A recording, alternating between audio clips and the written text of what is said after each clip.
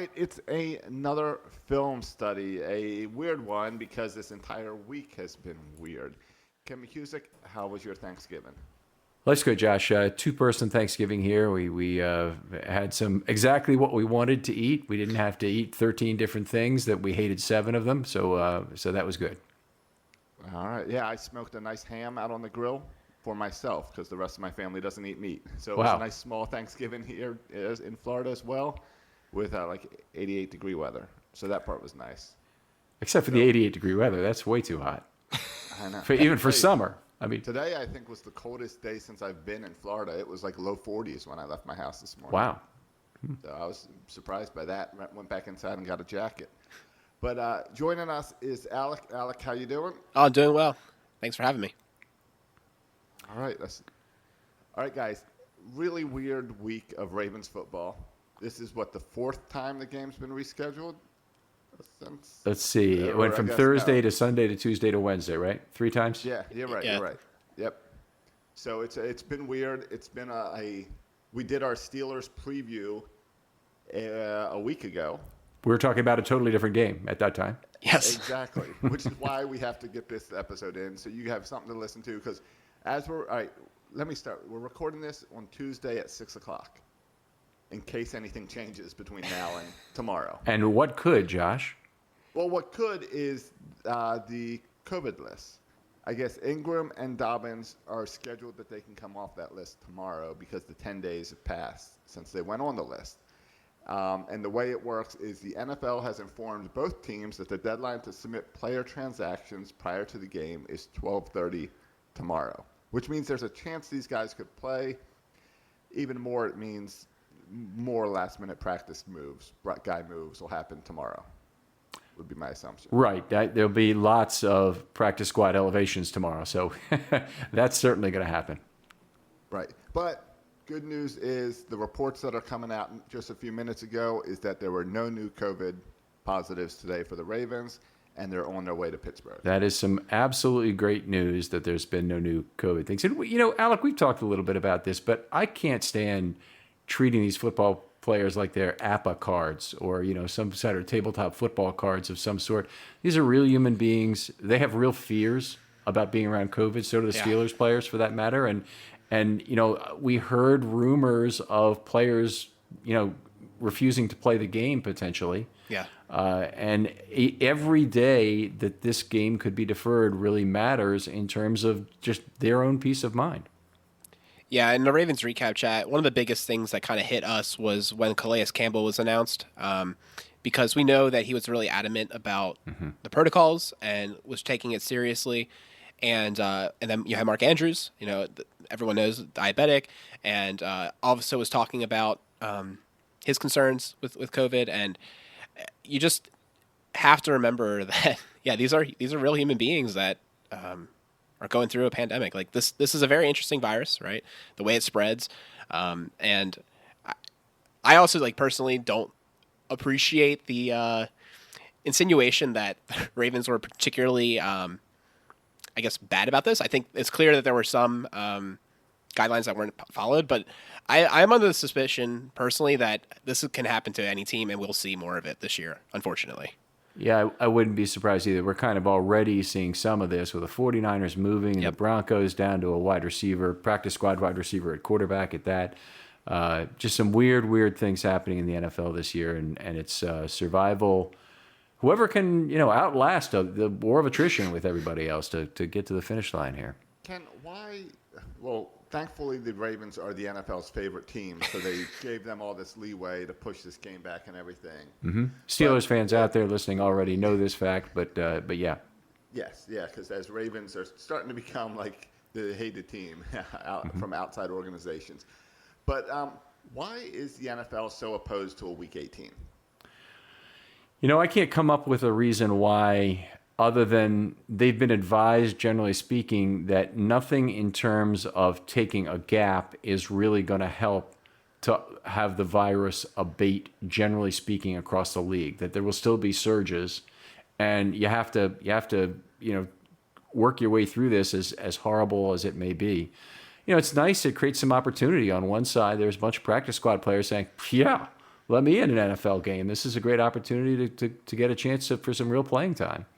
And then there's a bunch of players who have real serious health concerns. Offensive linemen and defensive linemen, both tend to have some of the comorbidities for COVID that you hate to see people armchairing from in front of their 75-inch TV screen and talking about why can't they just get out there and play?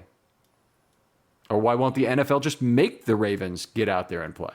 Sure. Yeah, no, it's definitely a odd time. And, I mean, that's what the NFL did. They made the Broncos go out and play with just a few guys down. All right, before you guys really dig into this game and the COVID impacts, I guess, specifically to this game as far as players and what to expect, want to remind everyone about MyBookie, because MyBookie's still sponsoring Filmstudy. So you can head on over there. Hopefully you hopped on board with the Thanksgiving, Cyber Monday, all the stuff they were doing this past week. But they still have a deal out there. If you use the code RAVENS for your first deposit, then they will match your deposit 50%. So if you deposit $1,000, they'll give you $500 free to play with. So go check that out. Use the code RAVENS over at MyBookie. All right, Alec, great to talk to you about this, and let's jump right into the depth chart here, because as much as we don't want to treat players like tabletop football, we need to really understand what's going on in this game tomorrow. Just take a look at it. That's what really everybody wants to know, is just who's going to play after all this. Mm-hmm. So I thought we'd go through and we'd take a chance position by position group and take our best guess at who will be active for this game. I know we have some discrepancies here, so let's just start at the quarterback position. I think that's the easiest one in a lot of ways. Actually, maybe not completely easy. It's a place where Trace McSorley, just off the COVID list, probably would be my guess, would be the backup quarterback over Huntley. RG3 obviously going to start. Yeah, that's what I had. Obviously, yesterday we weren't so sure about Trace, so I had Tyler Huntley in my doc, but it's going to be one of those two, and I think if Trace is available, and it sounds like he is, he'll go. All right. Running back, an interesting situation, because Ingram and Dobbins, the timing worked out such that they could be activated tomorrow for the game. The Ravens have Edwards and Hill active, and they're certain to start, or not start, but they're certain to play. And I think that Ty Williams from the practice squad is another possibility, Tyson Williams, who might be up for the game, assuming the Ravens, for health reasons, strength and conditioning reasons, recovery reasons, whatever, do not want to activate Dobbins and Ingram. Correct. Yeah, I think it's so incredibly odd that this saga has started with JK and Mark being unavailable and then ending with them being available.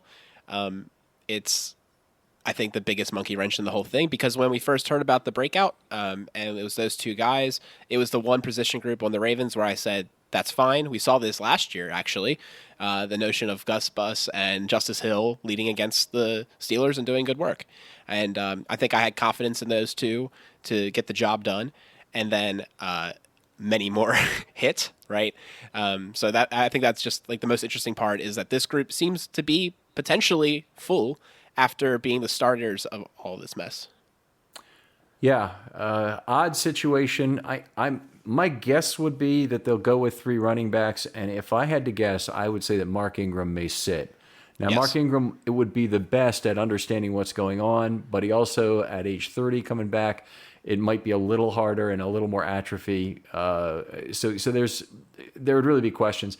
I don't think they can do without Justice Hill, by the way, on special teams. I think he's too valuable to them there. Edwards obviously is going to be their lead back. So the question is, which one of Dobbins and Ingram do you want? At this point, Ingram hasn't played that well. I'm not sure how much of an issue that really is, but I just think Dobbins brings more to the table than Ingram at this exact point. Yeah, I was going to bring the same point up. Even before a COVID hit, there was chatter of maybe Ingram being the guy that gets deactivated, because Justice Hill, I mean, if you've been watching even the last few weeks, you've been seeing him soaring down the field in special teams and creating tackles and just being a difference maker. So I agree. I think at this point, as sad as it is to say, Ingram might be the most expendable in this group. Yeah, Ravens, it's interesting because Harrison, Levine, Duvernay, and Hill, there's really been a changing of the guard of the top special teams players other than Levine. Levine is still the captain, but the other guys, I mean, they're all new. It's not Chris Moore anymore. It's not Scoop and Score Moore. It's it's these younger guys a couple of great gunners on the Ravens. They actually can field 3 who are outstanding. Yep. All right, let's move on to the offensive line. In a way, this is the easiest to decide. In another very important way, it's going to be one of the hardest to decide who's actually going to start in this game. And I think some very interesting things. So I'll go through the list of 8 offensive linemen who are not on the COVID list right now, including the practice squad. The Ravens have to field all 8 by NFL rules in order to get the 48th roster spot. So I think it's a 100% chance they will use them all. They are Orlando Brown and DJ Fluker, who I expect will be at tackle, Tristan Colon-Castillo, Bredesen, Powers, Phillips, just came off IR, Bozeman, and Prince. So that gives them 6 interior offensive linemen. I actually think Phillips may not start this game because he might be the best choice to be a backup tackle among this group. Yep, that's exactly what I had. And in fact, again, when I originally made these notes, Fluker had not been elevated, so I was assuming that he'd be a tackle, right? So I think now, given the fact that Fluker is available, Phillips will take that backup role. It gives him a little bit more time to, I guess, heal, right? See if he's actually at full strength, et cetera. Because if anybody, he probably has the least conditioning right now, not just because of COVID, but because of the injury. Yeah. So I think he makes a lot of sense as the backup in this situation. Give Fluker another shot. And I'm actually, like you said, this is a great opportunity to see some Bredesen action, more Powers action. So I'm actually pretty excited about that. So I think we're in agreement then that OBJ and Fluker will be the starting tackles. So how do you think they'll line up on the inside? I'm going to let you go first, then I'll hop in. Yeah, I think this is interesting because I'm going to go with the idea that they don't want to move people. So I'm going to go Bozeman at left guard, Bredesen at center, and then Powers at right guard. Okay, I think that is the most likely. I agree. So Bredesen getting that first shot at center. It shouldn't be that much of a jump for him. I don't know how much snapping he's done. The only thing they may like Colon-Castillo better in terms of shotgun snaps. If they do, then I think they'll let that decide it. I don't think it has to be otherwise. Bredesen's played a lot of 6th offensive line for the Ravens. He'd be fine in that role too, by the way. So either way, he's going to play some. But I agree that I think Powers is the starting right guard. I think he's done well enough there. Penalties really are the only problem. I don't think you have a power run game anymore if you take Bozeman out of left guard. It's just too difficult. I mean, other players can do it, obviously, but Powers is someone who's very assimilated to making those left to right pulls, and I think that's going to have to be a pretty big part of the game plan tomorrow. Yeah, I agree. All right, so we got a lock of 8 players on the offensive line. We think we know who they are. Let's go back to tight end now for a second. They have 0 of their tight ends, including the fullback, Patrick Ricard, Mark Andrews. Yes. Boyle obviously out, and who am I forgetting? The other tight end, Boyle, Andrews, Ricard. No, that's those are the 3. That's it. Yeah. That's okay. Mm-hmm. And so they had Wilson active last week on his first call up or a COVID call up. I forget which it was. I think it was actually his first call up. Yeah. So this will be a COVID call up for him, I assume. So they'll still retain 1 call up, along with Sean Culkin and Eric Tomlinson. So we're going to have some names people haven't seen before at tight end in the game. Yeah, so it's funny, again, when we recorded, similar to you, we were talking about a whole different ball game, and Peter's bold prediction was Luke Wilson will score his touchdown, first touchdown with the Ravens. And now it's not even quite as bold, maybe. There's a lot of other things that are going to slow down us even getting a touchdown. Yes. So we'll see. But I think, to go back to your previous point about the power running game, I am extremely concerned about the Ravens trying to run their typical scheme without Ricard and obviously without Boyle and without Jackson. yeah, without Jackson. Sure, yeah. So it's I hope this is an opportunity for them to use their wide receivers, pass the ball more, and get out of this run on first and second down parade that they've been doing. I think that all the excuses are gone now. They have to change their offense. They don't have the personnel that they're used to. And I'm actually, again, that's another thing I'm excited about, because you could, if you see these guys, the quote unquote backups, performing that kind of scheme well against a great defense in the Steelers, that could be something to consider going forward. I'm sure there is a possibility of this. I think the counter argument to that is the Ravens cannot afford to be only on the field for a minute at a time. So it can't go out there and, this defensive line is thoroughly decimated. The Steelers are already going to try and lean on it like nobody's ever leaned on an opposing defensive line.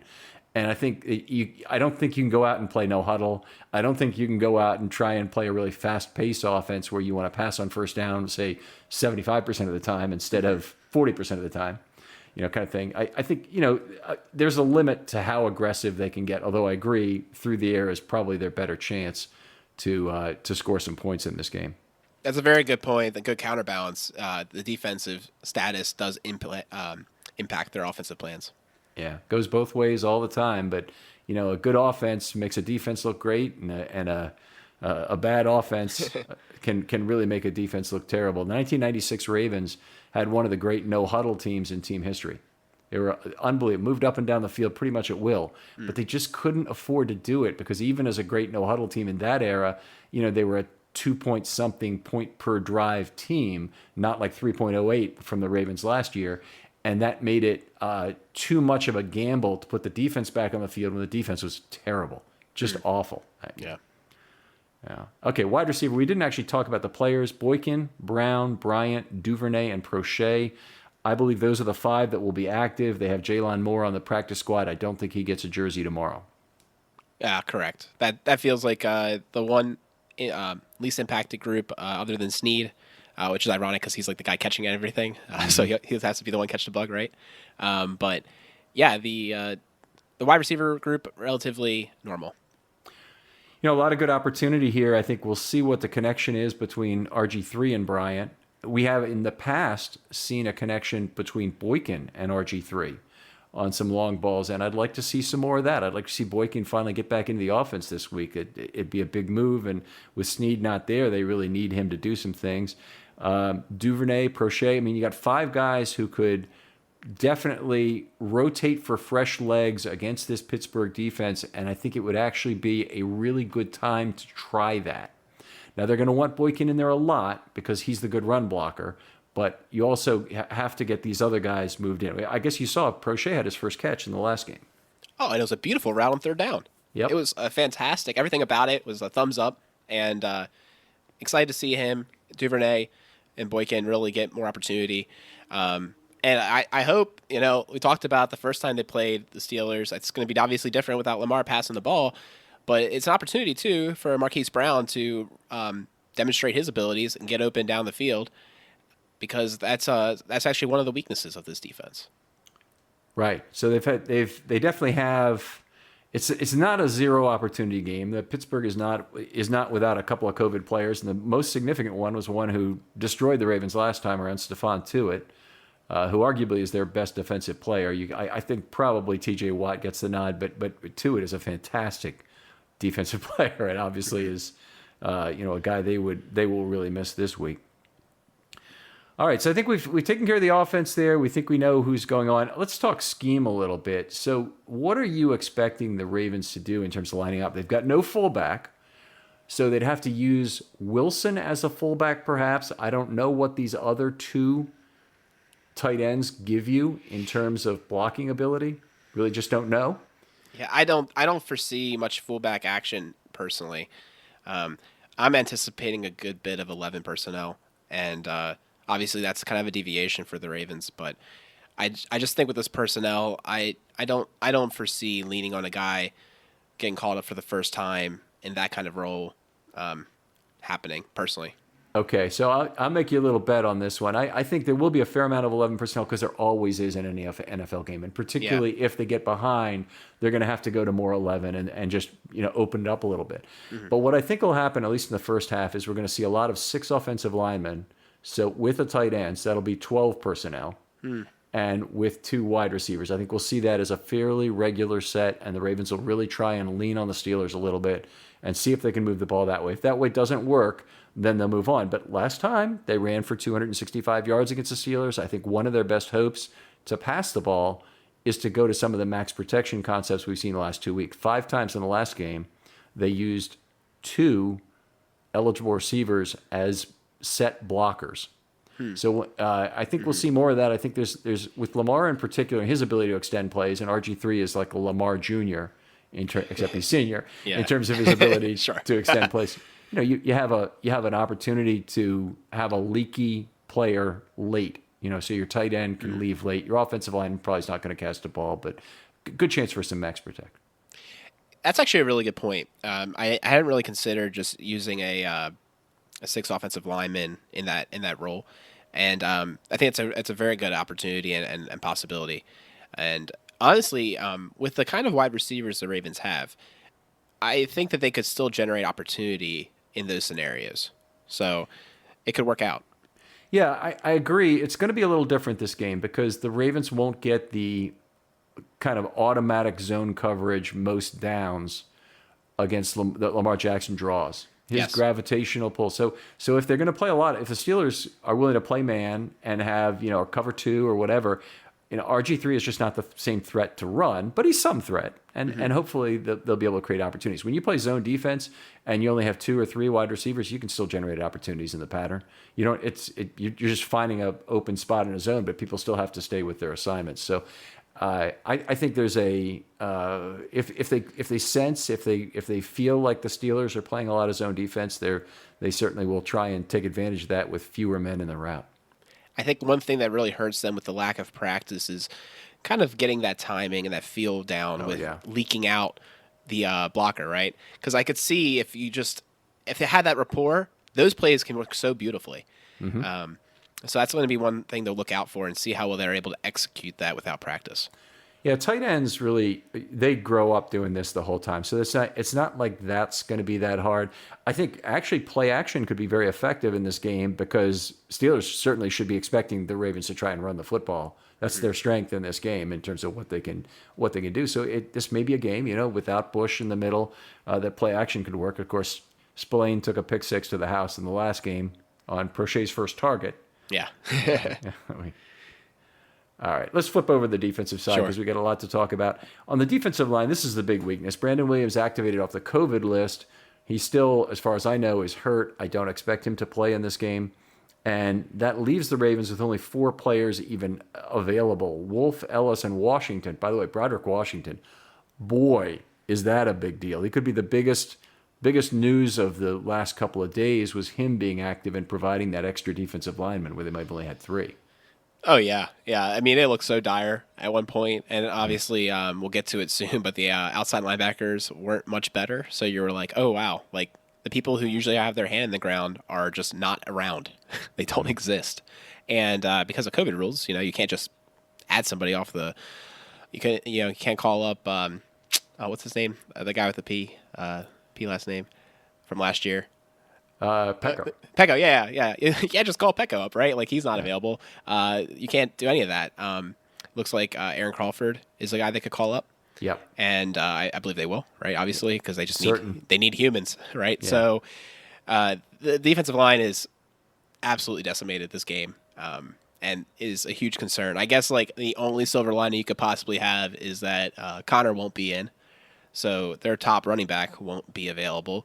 But we've seen Snell, and we've seen now blanking again Jalen Samuels, and also McFadden. No, sorry, yes. Marlon. Yeah, McFarland. Yes, McFarland being available and being able to create. I think against this defensive line, they'll be able to. It's going to be critical for the inside linebackers to play their role perfectly.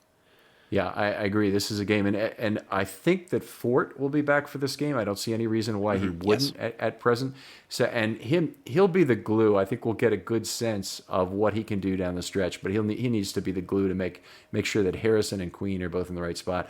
Queen is a guy. I mean, the Ravens are limited in terms of their playmakers near the line of scrimmage, and he needs to have the game of his season so far. Really reemerge, I think. He could reemerge as a defensive rookie of the year candidate if he would have a big game against the Steelers here, but he needs to play, and he hasn't played well the last few weeks. Honestly, as a tackler, certainly has not played well in coverage. He needs to show up and maybe with Fort's help be a little bit better positioned than he has been recently. I agree. I think his downward play has a lot to do with Fort not being on the field. I think he leans on him a lot. Yeah. you definitely see a lot of after the play gesticulation between those two, where Fort says you should have been over here, whatever, and then Yeah. kind of gives him a low five and whatnot. I mean, he tries to be low key about it, but you know what? There's no hiding it. Players need to be able to communicate with each other on where things should have been or how things should, and it's just Harbaugh can tell him not to do it, which he probably has since we've been discussing it. But it's the kind of thing that it's normal team accountability, and it's something that the players need to be able to communicate with each other on the field and do it their way. Yeah, I think it helps. I'm personally for the on the field coaching and corrections. I mean, But yeah, on the field corrections is really what it is. yeah, right. Yeah. So That said, they've gone after Queen a lot. They've gone after Harrison a lot. They've gone after both of them with play action. They've gone after Queen and man. They've been very successful, certainly get away from that. Fort ought to provide them a little bit more coverage ability. Board had been the guy they've been relying on. I don't think he's going to be the guy anymore as the kind of the proxy dime safety, I've been calling it. right. I will see, but maybe for this game just because they want to get through it. But I imagine that Board is going to have a reduced role going forward with Fort back, assuming Harrison and Queen are healthy. Yeah, I agree. I think he's the guy to make the most sense there. Okay, we had Christian Welch. I also have active 5 ILBs for this game because I think they need him for special teams, and that's really what they got him for initially. I don't think I have to look back to see if he's played a defensive snap yet, but I don't believe he has. So he's been active several times. He might have Twice. played one, but yeah, very insignificant number. It's been special teams where he's contributed. All right, outside linebacker, we didn't really talk. We brushed by it here, but the Ravens, obviously with good news that Ferguson, who was a close contact, will be back. He's very important in a lot of ways. First of all, I think he has to be the guy who plays the edge-setting role in this game because their other players, Ngakoue and Bowser, are pass-down specialists. So we're not going to want to have either of those guys really in there on running downs, and that's one question that comes up is Chauncey Rivers. He's a little bit bigger than the other guys. Is he a guy who sets the edge particularly well? And I really don't know enough about him from college to make a comment about this, but it seems like he's the more likely to be in there on some rundowns. I think he'll be active for the game as the 4th outside linebacker. Yeah, I remember in the preseason hearing the most about Chauncey Rivers and not Aaron Adoye, and but then like you said, I don't remember hearing if he was an edge setter, right? Ferguson being available all of a sudden, after getting elevated off the list is huge, because McPhee's still on it, and we'll need him to be McPhee Jr., right?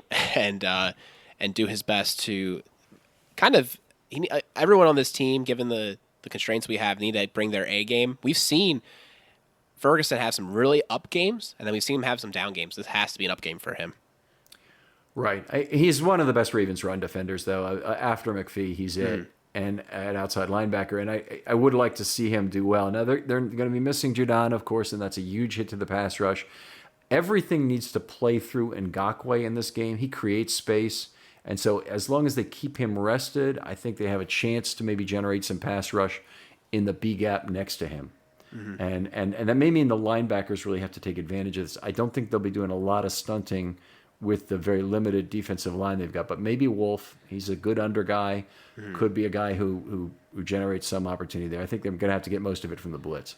Before we get started, if growing an e-commerce business is your focus, you'll need a platform that's focused on growth. That's where Klaviyo comes in. Klaviyo is the ultimate e-commerce marketing platform for online brands of all kinds and all sizes. Whether you're just getting started or running a well-known brand, it gives you everything you need to send memorable, branded emails, text messages, and more so you can build strong relationships that keep your customers coming back. With flexible automations, powerful insights, and super precise targeting, Klaviyo is a faster way to turn great ideas into great customer experiences. That's why it's trusted by more than 40,000 brands like Living Proof, Huckberry, and 8 Sleep. In fact, on average, Klaviyo customers see a 41% increase in overall revenue within 5 months. Klaviyo scales with you, so you never have to switch. They support everything from garage startups to iconic billion-dollar brands. Want to learn more about how you can grow your brand with Klaviyo? Visit klaviyo.com/grow to get started with a free trial today. That's Klaviyo.com/grow. VIYO.com/grow. Yeah. All right, let's move on. Cornerback. So I'm expecting anyway 4 defensive linemen, 4 outside linebackers, Ngakoue, Ferguson, Bowser, and Rivers, and 5 inside linebackers so far. So we've used up 13 spots on the defense. Moving on to cornerback, the Ravens have a relative embarrassment of Richards. And this is kind of a strange thing to be saying given how weak the Ravens were at cornerback a couple of weeks ago. It's all relative, Ken. Yeah. Well, they had Geno Stone in as a man cornerback at the end of the New England game. They had people banged up. They had Tremaine Williams had moved to the outside as a man-to-man cover guy, and Humphrey was already out for the game, but Smith and Peters were both on the sideline at that point. Yeah, I mean, yeah.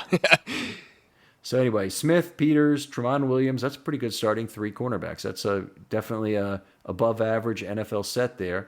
They also have Humphrey, so they have 4 guys. I think we'll see some slot play out of Humphreys because what they really lack is any sort of a slot corner other than Williams. So the Steelers, if they did what they did last time, may get to 3rd down. Hopefully the Ravens will at some point get them to 3rd down in this game. You know, with this defensive line, you really never know. One would hope, Ken. Yeah. Well, 3rd and medium or long, not 3rd and 1 either. You don't Right. mean particular. I mean, Yeah, exactly. Yeah, I can have my cake or eat it. But anyway, this is a case where the Ravens have to figure out some way to get into some 3rd and medium situations, and if they do, I think one of the things that the Steelers may try and do is put on that 4 wide receiver package, have Ben go from an empty formation. I don't think he'll have the same fear of the Ravens pass rush that he has in the past. And honestly, he gets rid of the ball too quickly anyway for that. And the Ravens need to really have good man-up corners. Last time around, they took advantage of Terrell Bonds a little bit with a pass interference call and 3 catches on those 2 drives where they scored.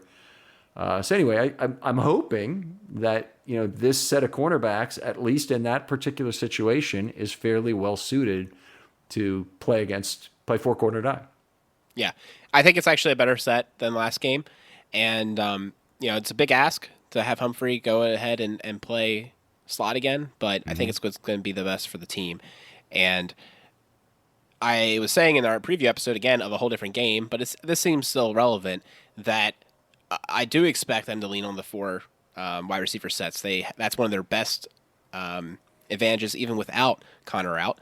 And we've seen them use it all year long, not just against the Ravens. So look forward to seeing if the Ravens are able to stop it this time around. All right. I expect, just to take the other side of this coin here, the Steelers to try and lean on the Ravens like they have never leaned on anybody. It's too easy with this defensive line, and I think the Steelers are making, frankly, a huge mistake not to try and do that, not to try and win the snap count battle very significantly. They can get some long plays, but 3-play touchdown drives for the Steelers, it's not like they're bad or anything, but they're not maximizing what they can do in terms of damage to the Ravens' defensive line by keeping them out there for 10 plays. Or play count is what I always... Sure, yeah, good point. Yeah, good point. Yeah. All right, so safety, the Ravens have, I think, 6 guys to choose from: Stone, Richards, Elliott, Clark, Levine, and Nigel Warrior. And Nigel Warrior cannot seem to catch a break this year. Now, nobody wants to catch a break from COVID. No one wants to really do that. Yeah. No one wants to catch anything from COVID. But Geno Stone, I expect, will play since he's been active once before, and he's played a few defensive snaps now. Richards will be there for special teams. Elliott and Clark, obviously the starters. This is a game, by the way.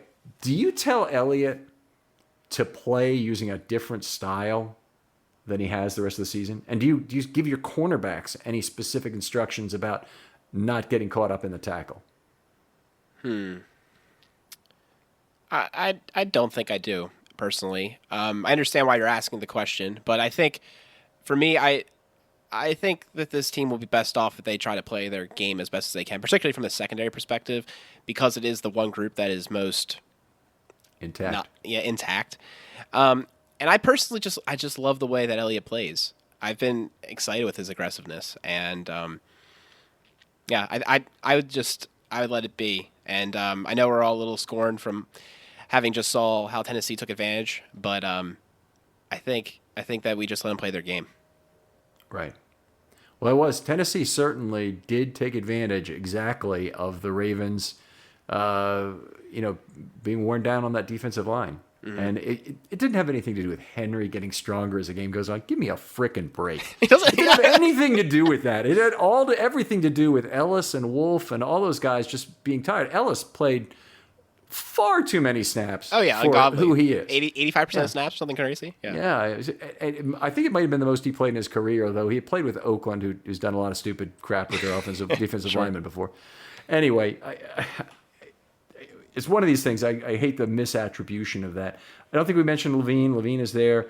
Nigel Warrior, we mentioned not catching a break. I don't think he's going to be active for this game, but it's still not out of the question that they would take him over, I'm not sure who.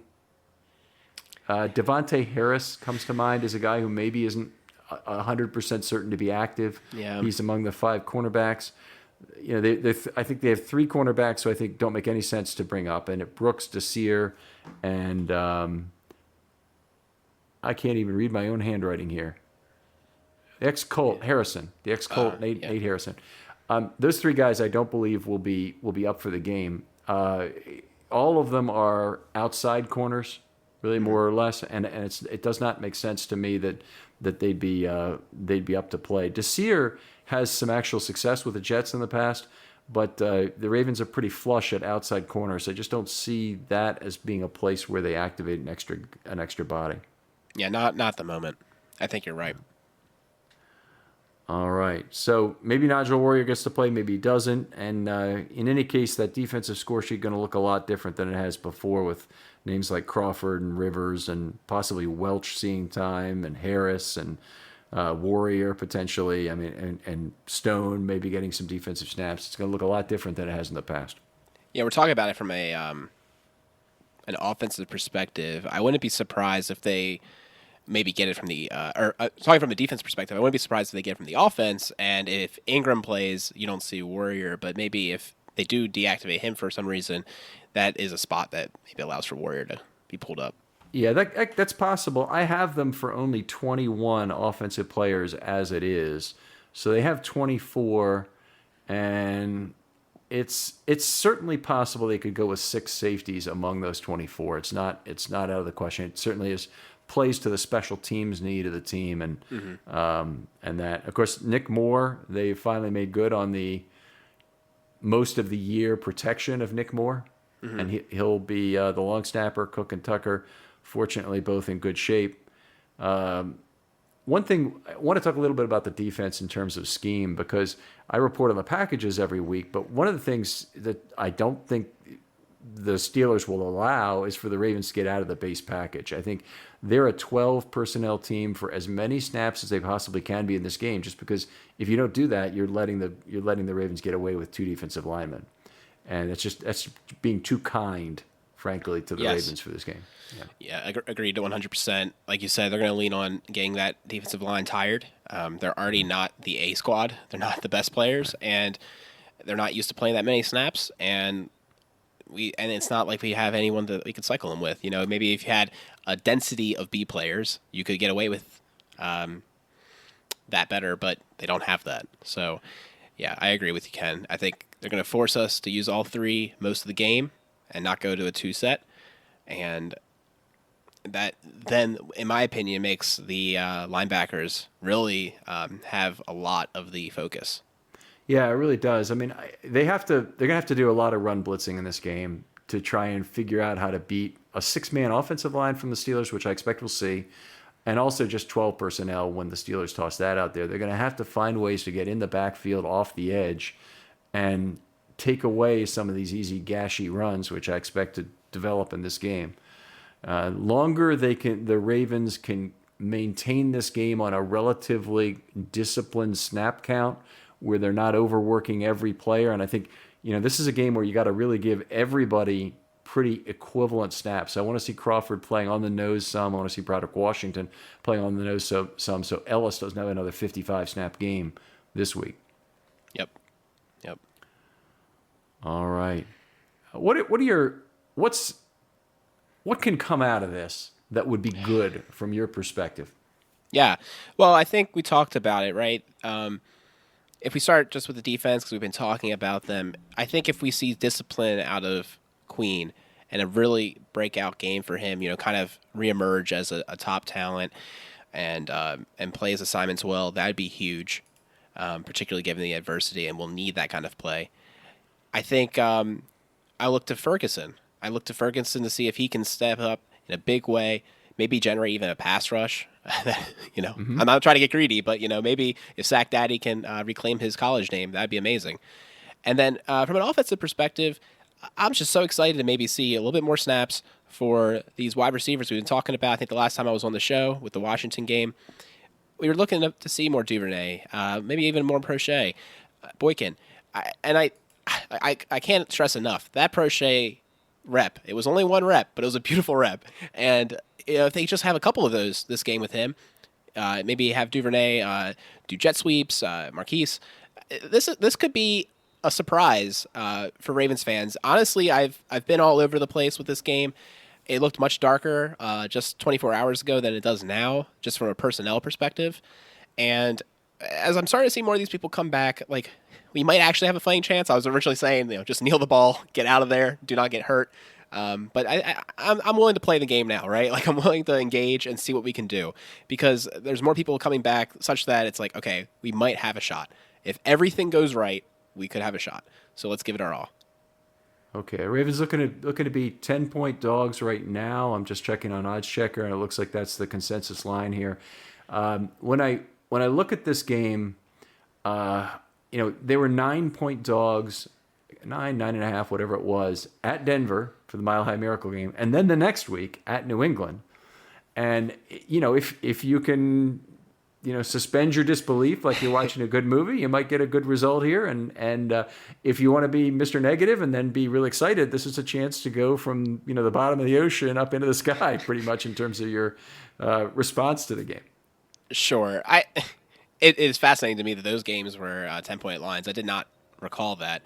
I think they're both 9, by the way. Okay, 9. Even still, like, I felt the Ravens had a much better chance on that than particularly in the New England game. But anyways, this is a very challenging game for the Ravens. Let's not make light of it. They haven't practiced. They haven't got all their stars. People that they're going to be leaning on are coming back from injury. It's not great. But and they're of course playing an undefeated team. Got to add that in there. If the games were flipped, right, and you had Dallas Cowboys, we'd probably be feeling a little bit better about all this. But that is not the case. We have the Pittsburgh Steelers, our divisional rival, and it's going to be a very difficult game. But like I said, I'm feeling a little bit more optimistic than I was just a couple days ago. All right, so Josh, how are we doing? We have anything in the mailbag? Nothing in the mailbag that we didn't cover, except, do you see a path that the Ravens could win this game? Can I create one? Right? I can always create one, because your chance to win one. This game is probably about 20%. It's not 0. It's not 4% or something like that. It's probably right around 20%. So if I think if they're going to win this game, if they're going to make it even a competitive game, I think they need to restrict the total defensive snaps for as long as possible, which is going to be very difficult, which basically means they need to find ways to run blitz effectively and get the Steelers into some third and medium and long situations. And then on offense, they need to lean on what they do well, which is really run the ball. And I think they're going to do it with some very heavy personnel and see if that'll work. And when it doesn't, they'll need to do what RG3 can do in terms of throwing the ball. Yeah, I think the path is, if you see a really nasty Ravens defense, right? Like, you see Marcus Peters really engaging and breaking up some passes, generating turnovers is huge. I think the defense, particularly the secondary, is still capable of pulling that off. And that's going to be the key. I think it's critical. I just got text notification, Ken. Brandon Williams out with the ankle injury. Fluker questionable with back spasms. So that's worth considering. Yeah. Questionable with back spasms. We might be seeing Tyre, come in and playing tackle now for sure. We'll see how he's able to perform. Yeah, the Ravens would lose a roster spot if that happened, because they don't have anybody else who can take the 8th lineman. That's true. I guess he has to be active and not really, right? Like, Yeah, he'll be in uniform, and then yeah. he may be on a bike the whole day or just sitting on the bench or whatever can make him comfortable.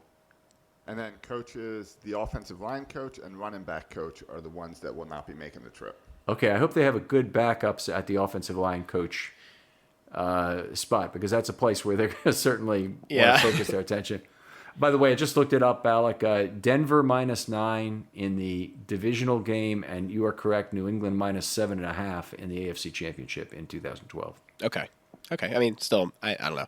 I felt pretty good after the Denver game. I felt like it was in the bag, so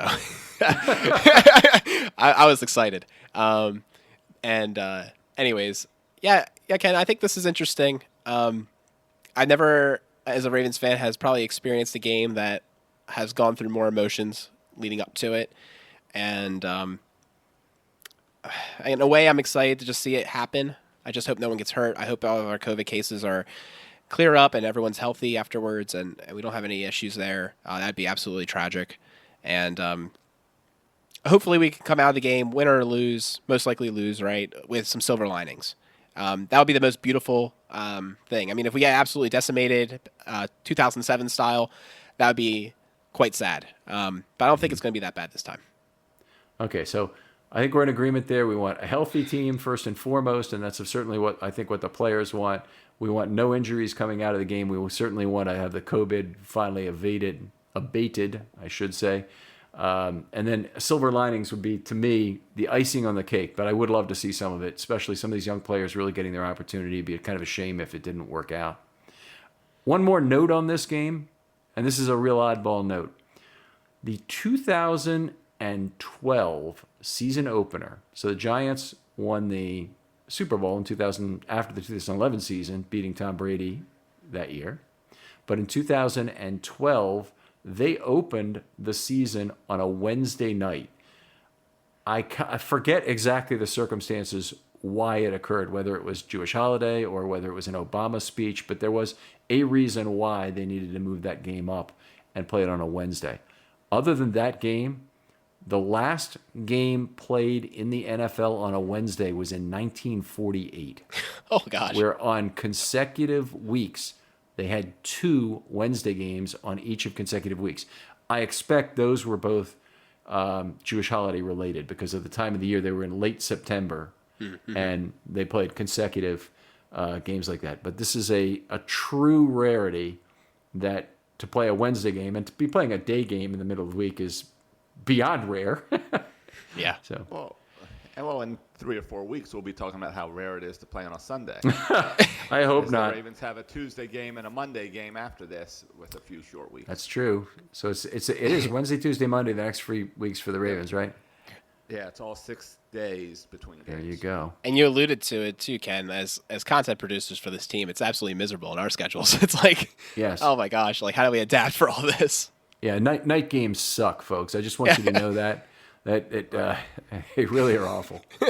Yeah, well, that's a great time to close and point out the rest of the week's schedule. So tomorrow afternoon, we all get to enjoy this game, take tomorrow night off, and then we will be back on Thursday and Friday evening recording the offense and the defense. So then that'll leave By the Numbers will probably be out on Monday morning, if I'm doing this correctly. Or no, Monday morning will be Know Your Foe to get ready for the Cowboys. By the Numbers, you'll have Tuesday morning as you're waiting for the Cowboys game.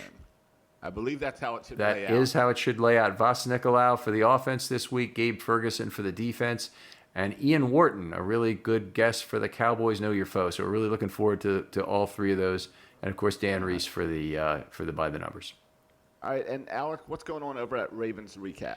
Great question. I think our anticipation is to record Thursday after this game, and our preview of the Cowboys game, we may or may not have our guest. Obviously, we've had to move him many times now, and it's looking like we might lose him. So, but yeah, I mean, we'll do our best, obviously, with this interesting week, and you can find us Ravens_recap on Twitter and ravensrecap.com for the podcast. All right, so 3:40 tomorrow. I feel like I got to set 3 alarm clocks on my phone to make sure I remember to watch this game because it's such a weird time. But, all right, guys, enjoy the afternoon, and we'll talk soon.